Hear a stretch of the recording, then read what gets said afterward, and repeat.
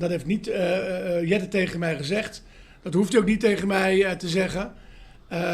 De HOVA betekent dat er 2 regelingen door de parlementen moeten. Hier de landsverordening en in Nederland de Rijkswet. En het is mijn taak om daarover te overleggen met in dit geval premier Eenman. Dat heb ik ook vanochtend gedaan. Ik had vanochtend een overleg, zowel met premier Eenman. Ik heb eerst gesproken met Eenman alleen. En daarna met het kabinet in bijna totaal. Dat waren 2 goede overleggen. Waarbij we bij verschillende onderwerpen hebben stilgestaan. Uiteraard, waar we het net al even over hadden. Onder andere ook bij de HOVA. Daar ligt nu een advies. Of eigenlijk liggen er 2 adviezen, moet ik zeggen. Van de adviescommissie met betrekking tot de landsverordening en van de Raad van State. En wij gaan nu samen, dus Aruba en Nederland, op basis van die 2 adviezen de definitieve voorstellen maken. Dus het verwerken van de adviezen. Zie u die adviezen als een beetje bindend? Nou, kijk, adviezen hoef je niet over te nemen, want anders hadden ze het wel een besluit genoemd in plaats van een advies. Maar dit zijn 2 hele belangrijke organen. Zeker. Kijk, niks negatiefs over u. Nee. Maar als u mij een advies geeft en u zegt A en de Raad van State zegt tegen mij B, ja, dan ben ik toch geneigd om eerder naar de Raad van State te luisteren dan u, waarmee ik niks negatiefs over u zeg. Maar de Raad van State is natuurlijk wel een belangrijk orgaan. Nou, datzelfde geldt natuurlijk voor de adviescommissie die ook de Arubaanse regering heeft geadviseerd. Dus we gaan die adviezen zeer serieus nemen. Wat we gaan doen daarmee, dat kunnen we nog niet zeggen, want daar moeten Eenman en ik nog echt het gesprek over hebben met elkaar. Daar moeten onze ambtenaren ook goed werk in doen. Maar daar gaan we mee aan de slag. Staat Nederland open voor verandering? Ik vind dat je adviezen altijd buitengewoon serieus moet nemen. En als je zegt, ik sta niet open om van iets goeds iets beters te maken, dan ben je verkeerd bezig. Het betere is altijd, ja, het zit al in het woord, te prefereren boven het goede. Ik heb vernomen van het IPCO-vergadering in Nederland, Den Haag, een paar weken geleden. En dan hoor ik de fractieleiders, ook van de coalitiepartijen in de Arubaanse regering, praten over die artikel 38. Ja. Daar willen ik denk, er moet een verandering in komen.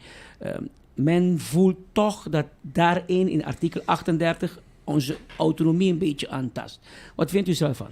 Nou, daar is dus ook over geadviseerd.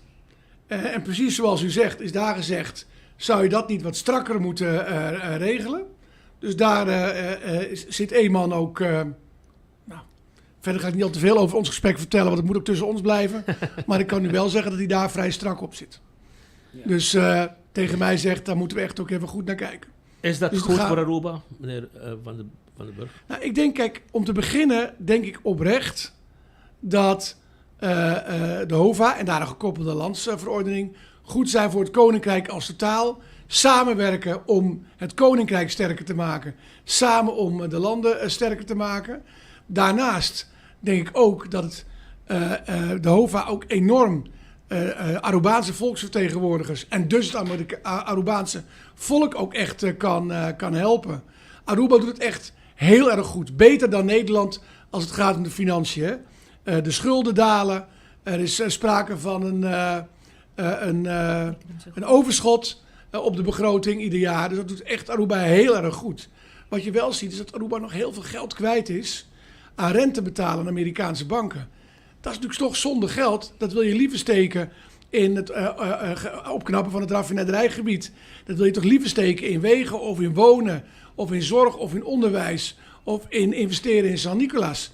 Dus nou, daarom denk ik echt dat die wet goed is voor het Koninkrijk, goed is voor de samenwerking, goed is voor Aruba en de Arubaanse bevolking. Maar, zeg ik er altijd meteen bij, het parlement, die beslist. Ja. Maar niet Erik van den Burg. En dat betekent ook dat nee is nee, dan gebeurt het niet. De financiën ging beter, overschot, surplus. Maar dan vraagt de oppositie, als het goed gaat. En u zegt, Nederland wil Aruba helpen met een lagere rente. Waarom moet er een conditie komen of met de Rijksminister dat over ons, die beslist en zo. Daar hebben ze een vraag van, je wil me helpen, maar je wil mijn autonomie kwijt. Nee, ik ben helemaal niet bezig met het beperken van de autonomie van wie dan ook. Het is wel zo dat op het moment dat je leningen afsluit, wat nu ook gebeurt, hè? Banken die geld lenen, of het nou is aan u, omdat u zegt ik wil een auto kopen of een huis kopen, of banken die geld lenen aan een bedrijf, of banken die geld lenen aan een land, ook die stellen daarin eisen. Als u naar de bank toe gaat en u zegt tegen de bank, ik wil graag een huis kopen, dan vraagt de bank aan u, maar wat verdient u? Heeft u een vast contract? En op basis daarvan zeggen ze, nou, wat kost het huis? Hoeveel is het huis waard? Allemaal dingen waarnaar gekeken wordt, ook nu. En dat heeft ermee te maken dat je dus wel wil dat het ook goed gaat met degene die leent. Dat is natuurlijk voor een deel omdat je je geld terug wil hebben als je leent. Maar het is ook een deel van ik wil dat het goed gaat. Als je kijkt naar Aruba doet het echt heel erg goed. Maar meer dan 10%, volgens mij is het op dit moment 16%. Dat is echt heel veel van de begroting van Aruba.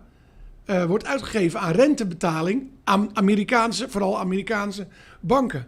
Dat is allemaal geld wat je kunt besteden aan zorg, onderwijs, wegen. Ja. Nederland, dat geldt niet alleen voor Aruba.